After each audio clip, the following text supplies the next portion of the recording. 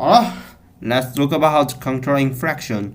Let's explain control inflation, the definition of control inflation, and how it works with the following of 5 tools. Okay, let's start. Inflation is generally controlled by the central bank of the government. However, in theory, there are 5 tools to control inflation. Okay, the first one is monetary policy. There are monetary policy, control of the money supply, supply side policies, vicious policy, wax controls, and so on. So let's look at the first one, and the following we would explain how those 5 policy works, and explain the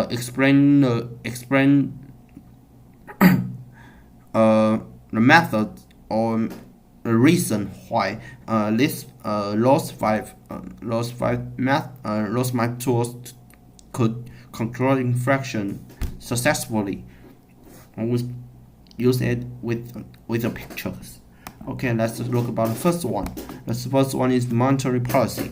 There's a situation when high interest rate it increasing the cost of borrowing, so it reduces the consumer spending, and we could see the picture with the left one.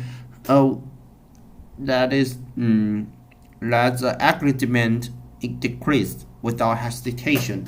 So with the new equipment, the price level decreased. That's really less cost, less control inflation eventually. But however, the real GDP decreased. So how to balance the two methods? The 2 steps is the problem is a little bit difficult problems to the government. Okay, let's explain how it works. Okay,当这个the cost of borrowing increased, the investment curve shift left. So with the new increment, the loan bond funds, the number of the loan bond funds decreased. So with the aggregate demand decrease, it caused the price decrease as well. But real GDP also decreased. So 就是长这样嘛，就是利率上升，这个投资成本上升，所以这个线自然往左移嘛，往下往左移。好，平衡了之后呢，这个可借资金减少，可使用投资运用资金减少，运用资金减少呢，就代表说这个需求线嘛。里面就需求嘛，因为流动市场的这个交易量减少，那这个聚合 aggregate demand curve decrease as well， 所以呢就平衡了嘛，所以 price 下降就能有效控制通膨。OK， 好 ，the second one is control money supply. Monetarists argue that there is a close link between the money supply and inflation. When the supply of money increased, interest rate decreased as money increment. Interest rate decrease caused inflation. Okay, there's a close link relationship between both of them. Okay, when the money supply increased. With the increment, the price, 货币价值就是这个 the volume of a price decreased， 就是货币就是通膨嘛，就是货币价值减少，那自然就是有通膨嘛，所以这个货币数量需要控制好，才能就能控制这个通膨的例子，通膨这件事情发生。Okay, let's look about third one is supply side policies. Policies to increase the competitiveness and efficiency of the economy, putting downward pressures on long-term cost. And just said that policies 如果policies encourage competitiveness and efficiency market 就能就是有效的减少竞争，就是减少这个交易成本。对，那减少交易成本呢，就能减少这个花费嘛，这个长期消费这个压力，那自然这个物价呢就不会太高。反观 ，on the other hand， the monetary supply or 独断这个市场，那因为这个交易，因为一家垄断嘛，那物价就能随意哄抬 ，so so it maybe could cost more higher than the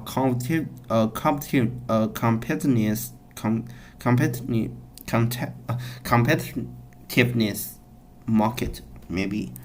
Okay, the fourth one is fiscal policy.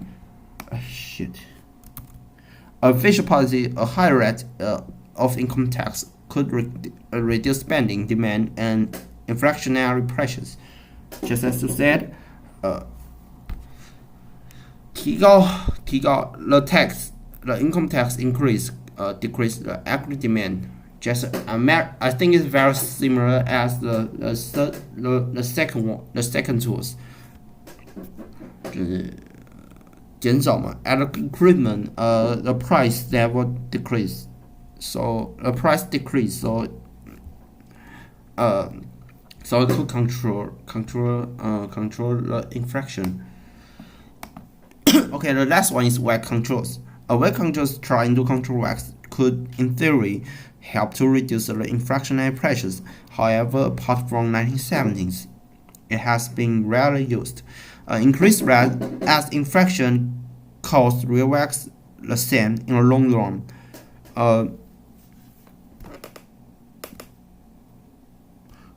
就是古典的这理论说不会有需求，不会有失业的情形发生，就是供给市场永远，这个劳力市场永远处于一个均衡状态，因为只要有供给，需求创造供给，好的需求创造供给，所以说无论你工资只要控制好，你的物价自然就不会变，因为它永远处于这个均衡状态。好，看完这个劳力市场，因为劳力永远是 L star as L star the same.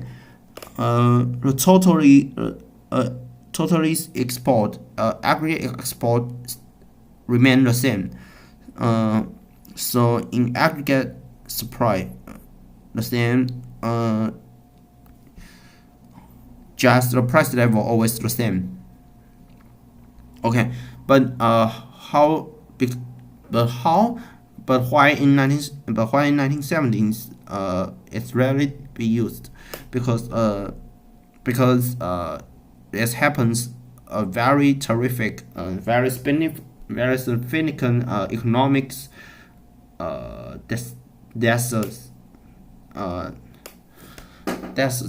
it's called 经济大萧条。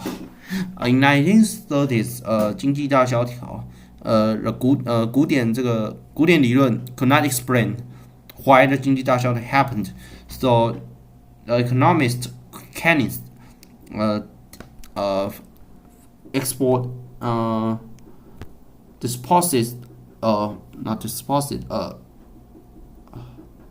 declare a new theory to explain 经济大萧条。就是凯因斯的这个需求，就是说有效需求不足会 cause unemployment，cause unemployment，so 这件事情发生，造成了这个劳力就会有所改变，那劳力改变就会有物价就会产生改变，所以说这个工资控制，像这个工资如果提高了，工资提高，那可能如果因为凯因斯这个凯因斯是说短期间这物价不会有过动的波动，所以说它这边就会就不会均衡了，所以它如果当这个实质货币价值改变，那就会造成有失业造成这个失业或是劳力过剩这个问题发生，但是实际上通常都是所谓失业这个情形，对。以上，好，那 let's one to example， 通膨跟升息有什么关系呢 ？Let's talk about the American in the last example， 这个最近美国升息嘛，美国升息就是物价上涨，那为什么物价上涨呢 ？Similar to the 通货膨胀率 ，OK。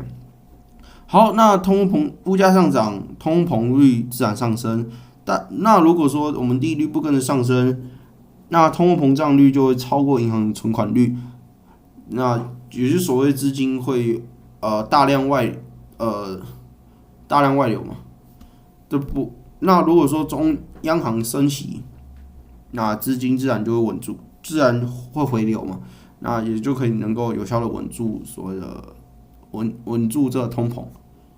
OK， 好，结束。